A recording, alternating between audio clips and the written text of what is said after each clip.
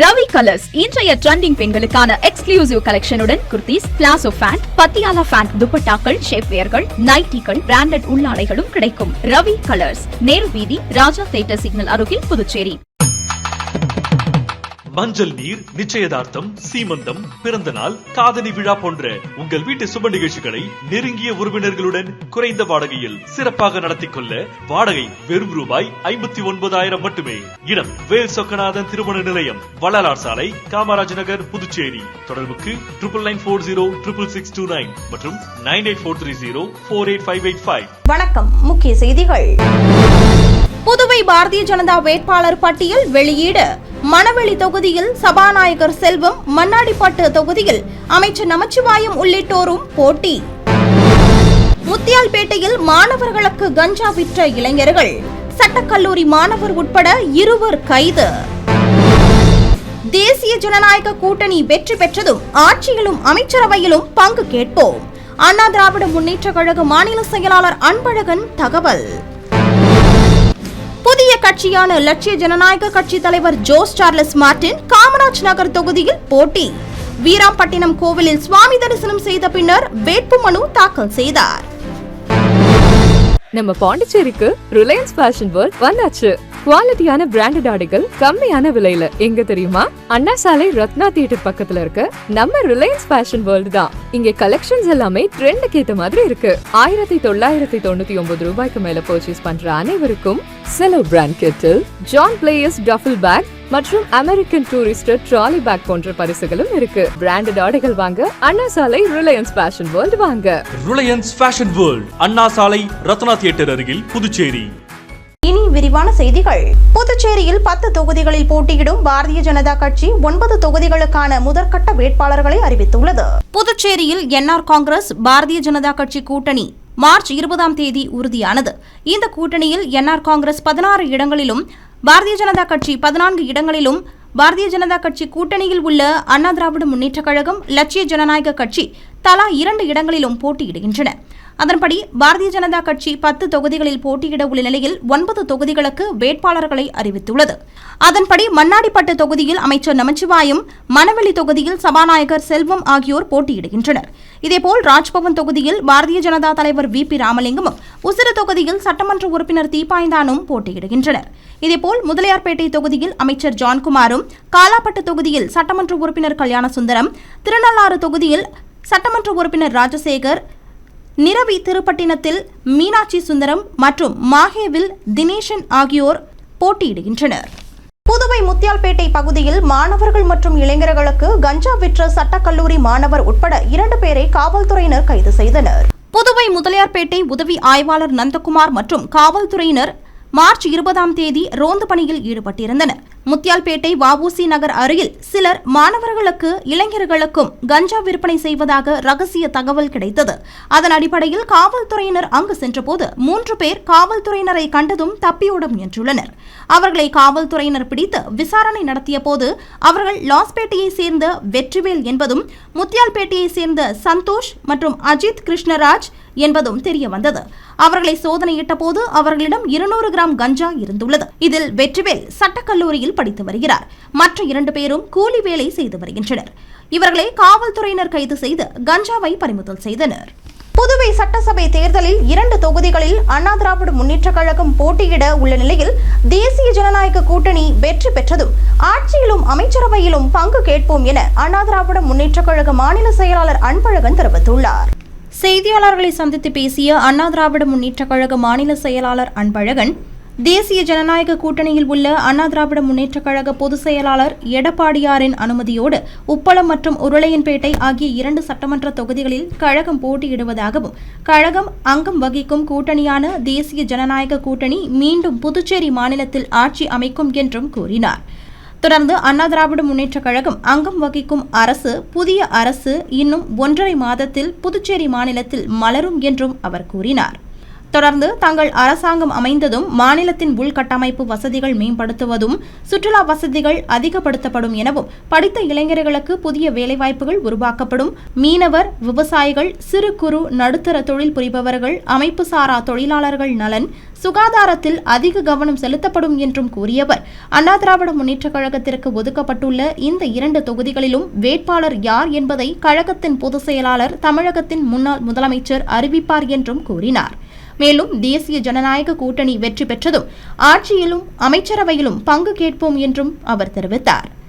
இந்த நிகழ்வின் போது மாநில துணை செயலாளர் காந்தி, மாநில முன்னாள் அம்மா பேரவை செயலாளர் சுத்துக்கேணி பாஸ்கரன், மாநில இளைஞர் மற்றும் இளம் பெண்கள் பாசறை செயலாளர் தமிழ்வேந்தன் ஆகியோர் உடனிருந்தனர். உப்பளம், உருளையன்பேட்டை ஆகிய 2 சட்டமன்ற தேர்தலில் 2 சட்டமன்ற தொகுதிகளில் கழகம் போட்டியிடுகிறது.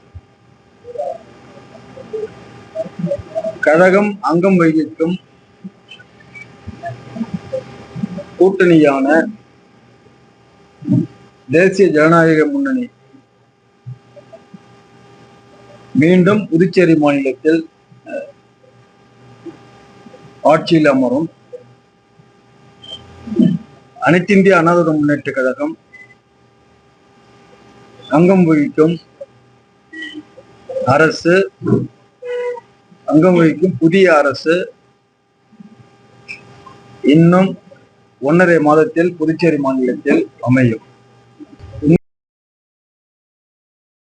காமராஜ் நகர் தொகுதியில் போட்டியிடும் லட்சிய ஜனநாயக கட்சி தலைவர் ஜோஸ் சார்லஸ் மார்டின் வீராம்பட்டினம் செங்கழநீர் அம்மன் கோவிலில் சிறப்பு பூஜை செய்த பின்னர் தனது வேட்புமனுவை தாக்கல் செய்தார். காமராஜ் நகர் தொகுதியில் லட்சிய ஜனநாயக கட்சியின் தலைவர் ஜோஸ் சார்லஸ் மார்டின் வேட்பாளராக போட்டியிட உள்ள நிலையில் லட்சிய ஜனநாயக கட்சியின் தலைவர் ஜோஸ் சார்லஸ் மார்டின் தனது வேட்புமனுவை தாக்கல் செய்வதற்கு முன்னர் ஆன்மீக முறையில் தொடக்கமிட்டார். அதன்படி வீராம்பட்டினம் ஸ்ரீ செங்கழநீர் அம்மன் கோவிலில் சிறப்பு பூஜை நடத்தி சுவாமி தரிசனம் செய்து தனது தேர்தல் பயணத்தை தொடங்கினார். மேலும் இந்த நிகழ்வின் போது தனது மாமனாரான கமலக்கண்ணன் கலந்து கொண்டு பூஜை செய்யப்பட்ட மாலையை ஜோஸ் சார்லஸ் மார்டினுக்கு அணிவித்து வெற்றி உறுதி என நம்பிக்கை தெரிவித்து வாழ்த்துக்களை தெரிவித்தார். மேலும் லட்சிய ஜனநாயக கட்சியின் தேர்தல் சின்னமான தர்பூசணியை கமலக்கண்ணன் பொதுச் செயலாளர்கள் சுரேஷ், துரைசாமி மற்றும் மீனவர் அணி தலைவர் குமரன் ஆகியோரிடம் பெற்றுக்கொண்டு பொதுமக்களுக்கு அறிமுகப்படுத்தினார்.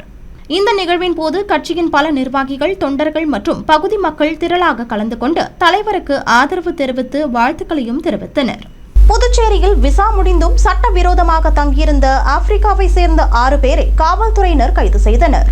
புதுச்சேரி கோரிமேடு சஞ்சீவி நகர் தனியார் விடுதியில் விசா முடிந்தும் அவர்களது நாட்டிற்கு செல்லாமல் 6 பேர் தங்கியிருப்பதாக புதுச்சேரி குடியேற்ற பணியகம் மண்டல பதிவு அலுவலர் ராமச்சந்திரன் டி நகர் காவல் நிலையத்தில் புகார் அளித்தார். அதன் பேரில் காவல்துறையினர் விடுதியில் தங்கியிருந்த 6 பேரிடம் விசாரணை நடத்தினர். அதில் ஆப்பிரிக்கா நாட்டை சேர்ந்த ஒருவர் புதுச்சேரியில் தங்கி படித்து வருகிறார்.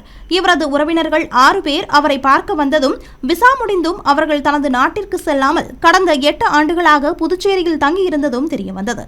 மேலும் காவல்துறையினரின் விசாரணையில் ஆப்பிரிக்கா உகாண்டாவை சேர்ந்த மஸ்துல்லா பார்மி கான்சிம், ககாய் ஷாடியா, தான்சானியாவை சேர்ந்த டெல்வின் ஐஸ்டின் தாரிமோ, காட்வின் ஆண்டனி சுக்வு, பேபியன் சபினா பால், கலங்குமரியம் இசா ஆகியோர் என்பது தெரியவந்தது.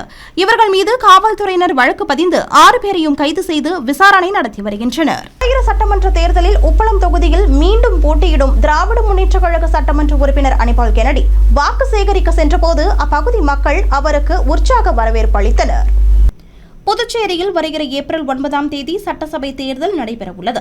இதற்காக அனைத்து கட்சியினரும் தயாராகி வரும் நிலையில் வருகிற சட்டமன்ற தேர்தலிலும் உப்பளம் தொகுதி திராவிட முன்னேற்ற கழக சட்டமன்ற உறுப்பினர் அனிபால் கென்னடி மீண்டும் அதே தொகுதியில் போட்டியிடுகிறார்.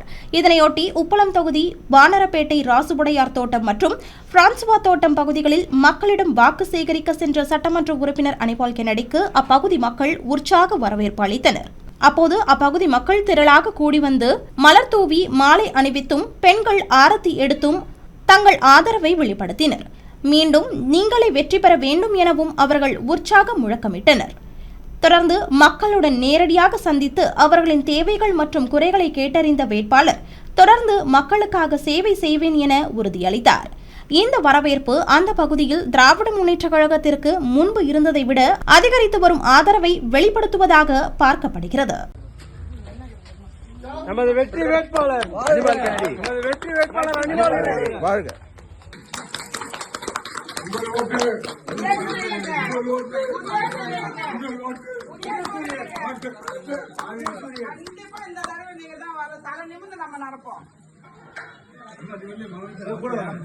புதுச்சேரி உசுறு தொகுதி பாரதிய ஜனதா கட்சி சட்டமன்ற உறுப்பினர் சாய் சரவணகுமார் தனக்கு சீட் வழங்கப்படாததை கண்டித்து தனது ஆதரவாளர்களுடன் பாரதிய ஜனதா கட்சி தலைமை அலுவலகத்தை முற்றுகையிட்டு ஆர்ப்பாட்டத்தில் ஈடுபட்டார். புதுச்சேரி உசுறு தொகுதி பாரதிய ஜனதா கட்சி சட்டமன்ற உறுப்பினராக இருப்பவர் சாய் சரவணகுமார். இவருக்கு இந்த சட்டமன்ற தேர்தலில் சீட் இல்லை என்று கூறப்பட்டுள்ளது. இதை அறிந்த சாய் சரவணகுமார் தனது ஆதரவாளர்கள் 100க்கும் மேற்பட்டோருடன் புதுவை பாரதிய ஜனதா கட்சி தலைமை அலுவலகத்தை முற்றுகையிட்டார். அப்போது சாய் சரவணகுமாருக்கு சீட் வழங்காததற்கு கண்டனம் தெரிவித்தும் அதன் வெளிப்பாடாக அலுவலகம் முன்பு சூடம் ஏற்றியும் சாய் சரவணகுமாருக்கு மீண்டும் உசுறு தொகுதியில் சீட் வழங்க வலியுறுத்தியும் கோஷங்களை எழுப்பியும் சட்டமன்ற உறுப்பினர் சாய் சரவணன் மற்றும் அவரது ஆதரவாளர்கள் ஆர்ப்பாட்டத்தில் ஈடுபட்டனர். இதனால் அப்பகுதியில் சிறிது நேரம் பரபரப்பு ஏற்பட்டது.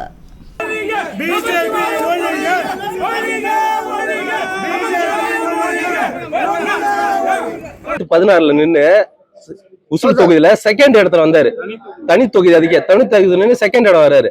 அதே 2021 நின்று தனி தொகுதியில ஜெயிக்கிறாரு. அது ஒரு பிஜேபி கட்சி, எல்லாம் மதவாத கட்சி அப்படின்றாங்க. அப்படி இருந்து ஒரு தனி தொகுதியில ஜெயிக்கிறாரு. அப்படியாப்பட்டவருக்கு இந்த தடவை சீட்டு தரலாம். தொகுதி தலைவர், கேந்திர பொறுப்பாளர், அணி தலைவர் யாருக்கிட்டையும் ஒரு டிஸ்கஸ் இல்ல. இவங்களே அறிவிக்கிறாங்க, இவங்களே போறாங்க. அப்புறம் எதுக்கு நாங்க ஒரு கட்சின்னு, அப்ப எதுக்கு நிர்வாகிக்கலாம் போறீங்க? தேர்தலில் போட்டியிட வாய்ப்பு கிடைக்காத முக்கிய அரசியல் கட்சி பிரமுகர்கள் தங்கள் கட்சியில் இருந்து விலகி தமிழக வெற்றிக் கழகத்தில் தஞ்சமடைந்து வருகின்றனர். தமிழகம் மற்றும் புதுச்சேரியில் நடிகர் விஜயின் தமிழக வெற்றிக் கழகம் தனித்து போட்டியிடும் என்று அறிவிக்கப்பட்டுள்ளது. முதலமைச்சர் ரங்கசாமியுடன் நடிகர் விஜய்க்கு இருந்த நெருக்கத்தால் தமிழக வெற்றிக் கழகத்துடன் என்ஆர் காங்கிரஸ் கூட்டணி அமைக்கும் என எதிர்பார்க்கப்பட்ட நிலையில் தேசிய ஜனநாயக கூட்டணியில் என்ஆர் காங்கிரஸ் தொடர்ந்து வருகிறது. இதனால் புதுச்சேரியில் 30 தொகுதிகளுக்கும் வேட்பாளர்களை அறிவிக்க தமிழக வெற்றிக் கழகம் முடிவு செய்து அதற்கான பணியில் தீவிரமாக ஈடுபட்டு வந்தது. இந்நிலையில் புதுவை அரசியல் கட்சிகளில் தேர்தல் சீட் கிடைக்கும் என எண்ணியிருந்தவர்கள் அவர்களுக்கு சீட் கிடைக்காது என்று தெரிந்த பின்னர் தமிழக வெற்றிக் கழகத்திற்கு படையெடுத்து வருகின்றனர். அந்த கட்சியின் பொதுச் செயலாளர் புசி ஆனந்த் புதுவையை சேர்ந்தவர் என்பதால் தொலைபேசி மூலம் பேசி தனக்கு சீட் வழங்கும்படி வலியுறுத்தி வருகின்றனர். ஏற்கனவே பாரதிய ஜனதாவில் இருந்து வெளியேறிய முன்னாள் சட்டமன்ற உறுப்பினர் சுவாமிநாதன், அண்ணா திராவிட முன்னேற்ற கழகத்தில் இருந்து வெளியேறிய முன்னாள் சட்டமன்ற உறுப்பினர்கள் பெரியசாமி, அசனா, காங்கிரஸில் முன்னாள் சட்டமன்ற உறுப்பினர் தனவேலு ஆகியோர் தமிழக வெற்றிக் கழகத்தில் தஞ்சமடைந்துள்ளனர். இன்னும் பலர் தமிழக வெற்றிக் கழகத்தில் தஞ்சம் அடைய வாய்ப்பும் அதிகரித்துள்ளது. இதனிடையே முன்னாள் அமைச்சர் ஒருவரும் தமிழக வெற்றிக் கழகத்தில் போட்டியிட விரும்பி அக்கட்சி முக்கிய நிர்வாகியிடம் பேச்சுவார்த்தை நடத்தி வருவதாக கூறப்படுகிறது. தேர்தல் ஆணையம் லட்சிய ஜனநாயக கட்சிக்கு ஒதுக்கியுள்ள தர்பூசணி சின்னத்தை மக்களுக்கு அறிமுகப்படுத்தி ஜோஸ் சார்லஸ் மார்டின் வாக்கு சேகரிப்பில் ஈடுபட்டார். காமராஜர் நகர் தொகுதிக்குட்பட்ட பிருந்தாவனத்தில் அமைந்துள்ள அருள்மிகு ஸ்ரீ சதானந்த விநாயகர் கோவிலில் நடைபெற்ற சிறப்பு பூஜையில் லட்சிய ஜனநாயக கட்சியின் தலைவர் ஜோஸ் சார்லஸ் மார்டின் கலந்து கொண்டு சுவாமி தரிசனம் செய்தார். அதனைத் தொடர்ந்து 11 சூர தேங்காய் உடைத்து பக்தி உணர்வுடன் சுவாமி வழிபாடு மேற்கொண்டார். பின்னர் அவருக்கு பூரண கும்ப மரியாதை வழங்கப்பட்டது. தொடர்ந்து பிருந்தாவனம் வார்டு தலைவர் கோகுல் கண்ணன் சாக்லேட் மாலை அணிவித்து அவரை வரவேற்றார். இதனைத் தொடர்ந்து மகளிர் அணி சார்பாகவும் சிறப்பான வரவேற்பு அளிக்கப்பட்டது. மேலும் பூஜைக்கு பின்னர் வேல் வேல் வீரவேல் முழக்கத்துடன் வெற்றிக்கான அடையாளமாக வேல் வழங்கப்பட்டு தேர்தல் பிரச்சாரம் துவங்கப்பட்டது. கவிஞர்கள், எழுத்தாளர்கள் என்றால் சர்ச்சைகள் வரத்தானே செய்யும், சர்ச்சைகள் இல்லை என்றால் சிந்தனை இல்லை என ஞானபீட விருது குறித்தான விமர்சனத்திற்கு கவிஞர் வைரமுத்து பதிலளித்துள்ளார். புதுச்சேரியில் வள்ளுவர் மறை வைரமுத்து உரை கையெழுத்து நிகழ்ச்சி வெற்றி தமிழர் பேரவை சார்பாக நடைபெற்றது. அதில் சிறப்பு விருந்தினராக கலந்து கொண்ட வைரமுத்து செய்தியாளர்களை சந்தித்து பேசினார்.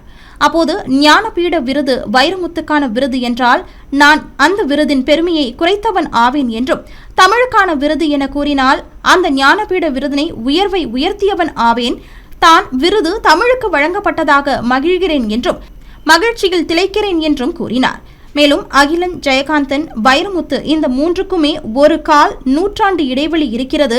கால் நூற்றாண்டுக்கு ஒரு முறைதான் தமிழுக்கு விருது வழங்குவது ஆரோக்கியமான விருது வழங்கும் முறை இல்லை என்றும், இந்த இடைவெளி குறைய வேண்டும், 10 வருடங்களுக்கு ஒரு முறையாவது தமிழுக்கு ஞானபீடம் வழங்க வேண்டும் என்றும் கூறிய அவர் 24 மொழிகளுக்கும் ஞானபீடம் வழங்கப்படுகிறது.